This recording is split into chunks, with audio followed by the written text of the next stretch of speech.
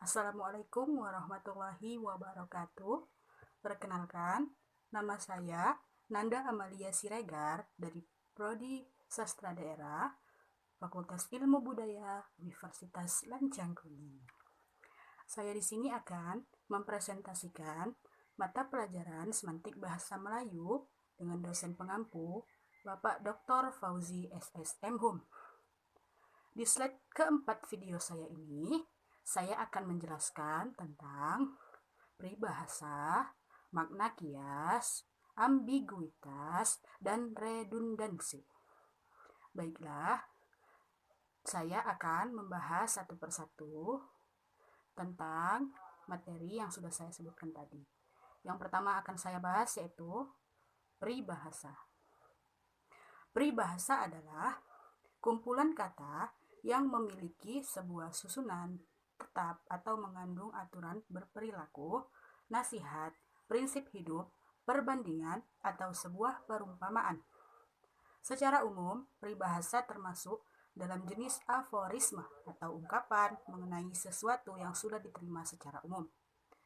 Berbeda dengan kata-kata pada umumnya, kelompok kata ini akan menggunakan kiasan untuk menggambarkan sebuah maksud tertentu. Meskipun tampak beragam, terdapat beberapa ciri-ciri dan aturan yang harus dimiliki dari sebuah peribahasa. Yang pertama, bentuknya adalah sebuah kalimat atau penggalan dari kalimat. Yang kedua, bersifat turun-temurun dan tidak berubah. Yang ketiga, umumnya digunakan sebagai nasihat, penghias ujaran atau penguat ujaran. Dan yang keempat, mencakup beberapa jenis seperti menjadi bidal, pepatah, atau ibarat. Misalnya, contoh peribahasa yaitu hidup segan mati tak mau, atau malu bertanya sesat di jalan. Atau bisa juga memakai kalimat ungkapan, seperti contohnya kabar angin atau besar kepala. Dan satu lagi contoh peribahasa, seperti anjing dan kucing yang bermakna dua orang yang tidak pernah akur. Makna ini memiliki arti bahwa binatang yang namanya anjing dan kucing jika bersuara memang selalu berkelahi, tidak pernah damai. Oke, selanjutnya makna kias. Dalam bahasa Indonesia, sebuah kata atau ungkapan terkadang mempunyai makna sebenarnya atau makna tidak sebenarnya. Makna sebenarnya atau makna yang sesuai dengan yang ada di dalam kamus disebut dengan makna denotatif. Sedangkan makna yang tidak sebenarnya sering disebut sebagai makna kias atau konotatif. Makna denotatif dan makna konotatif merupakan beberapa contoh dari jenis-jenis makna kata dalam bahasa Indonesia. Berdasarkan KBBI, Kamus Besar Bahasa Indonesia, kias diartikan sebagai perbandingan atau ibarat. Makna kias sendiri diartikan sebagai sebuah makna atau arti dari kata atau ungkapan yang mengandung pengandaian atau pengibaratan. Contoh sederhana makna kias ini misalnya pada kata buah tangan. Makna kias dari buah tangan adalah oleh-oleh.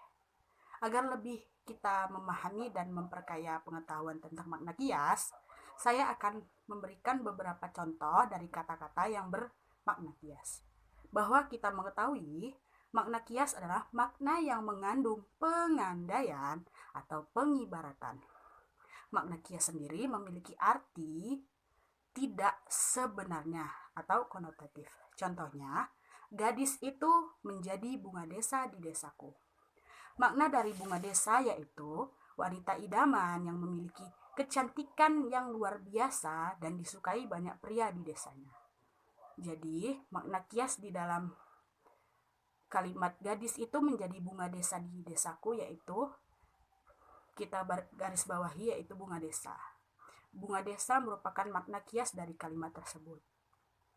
Oke, selanjutnya ambiguitas.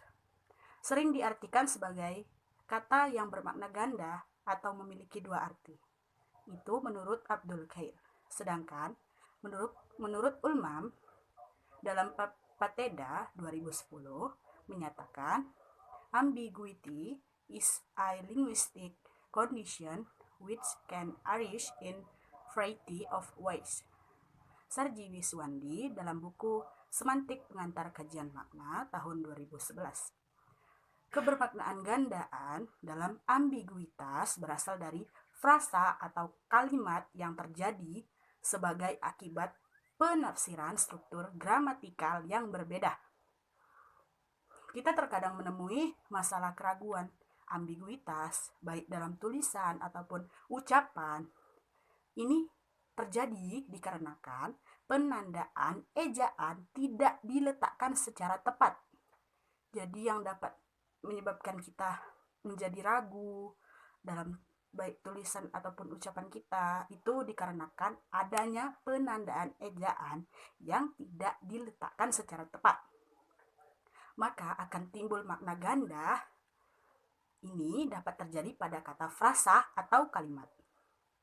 Kalimat ambigu ini dibagi menjadi beberapa jenis berdasarkan bentuknya. Yang pertama, ambiguitas fonetik. Ambiguitas jenis fonetik ini mengalami keambiguan akibat persamaan bunyi yang diucapkan. Biasanya hal ini sering kita alami saat percakapan sehari-hari. Misalnya, Miza datang ke sini memberitahu. Jadi, frasa memberitahu bisa mengandung dua arti, yaitu makanan yang terbuat dari kedelai, atau memberitahu bisa mengandung arti seperti memberi suatu informasi. Oke, selanjutnya yang kedua, ambiguitas gramatikal. Ambiguitas jenis gramatikal terjadi karena proses pembentukan ketatabahasaan, akan tetapi kata-kata yang mengalami ambiguitas pada jenis ini akan hilang jikalau sudah masuk dalam konteks kalimat. Misalnya, kalimat orang tua. Kata orang tua tersebut memiliki dua arti, yaitu orang yang sudah tua dan ibu bapak kita.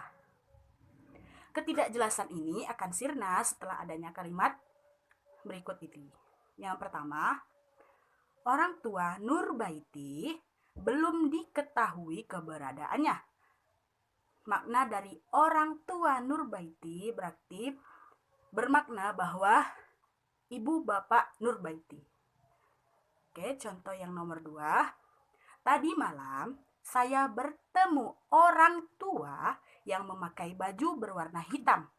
Makna dari contoh kalimat kedua ini yaitu dia memberitahu bahwa tadi malam saya bertemu orang tua, berarti orang tua di contoh kedua ini maknanya yaitu dia bertemu dengan orang yang sudah tua. Tuh. Selanjutnya, ketiga, ambiguitas leksikal. Jenis ambiguitas leksikal ini disebabkan karena faktor kata itu sendiri. Misalnya, Putri berlari dengan sangat cepat ketika lomba maraton kemarin. Contoh yang kedua, Putri lari dari kenyataan hidup yang pahit. Kata lari pada kedua kalimat di atas memiliki dua perbedaan makna. Yang mana pada kalimat yang pertama, lari berarti aktivitas berlari. Sedangkan kalimat kedua, lari berarti menjauh. Jadi, Putri berlari dengan sangat cepat ketika lomba maraton kemarin berarti dia melakukan aktivitas lari. Sedangkan contoh yang selanjutnya, Putri lari dari kenyataan hidup yang pahit merupakan berarti dia menjauh dari kehidupan dia yang pahit. Memiliki arti menjauh. Oke, selanjutnya redundansi.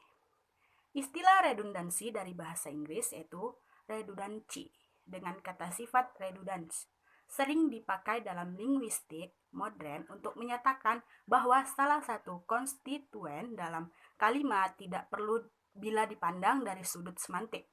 Selain itu, istilah itu juga sering diartikan sebagai berlebih-lebihan pemakaian unsur segmental dalam suatu bentuk ujaran. Secara semantik, masalah redundansi sebenarnya tiada ada, Karena salah satu prinsip semantik adalah bila bentuk berbeda, maka makna pun akan berbeda. Ingat ya, dalam prinsip semantik adalah bila bentuk berbeda, maka makna pun akan berbeda. Contohnya dari kalimat bola ditendang si Udin berbeda dengan maknanya dengan kalimat bola ditendang oleh si Udin. Pemakaian kata oleh pada kalimat kedua akan lebih menonjolkan makna pelaku agentif daripada kalimat pertama yang tanpa kata oleh. Jadi, makna kedua kalimat tersebut berbeda tetapi mengandung informasi yang sama. Dalam hal ini, yang terpenting adalah prinsip perumusannya. Prinsip semantik yang kita ingat tadi, yang saya ingatkan tadi, bila bentuk berbeda, maka makna pun akan berbeda. Ingat ya teman-teman semua, itu adalah prinsip semantik. Baiklah, dalam hal ini yang terpenting adalah prinsip rumusannya, bahwa informasi tidak bisa disamakan dengan maknanya. Oke, itu saja yang dapat saya sampaikan. Lebih dan kurang saya mohon maaf. Saya akhiri. Wassalamualaikum warahmatullahi wabarakatuh. Terima kasih. Semoga bermanfaat.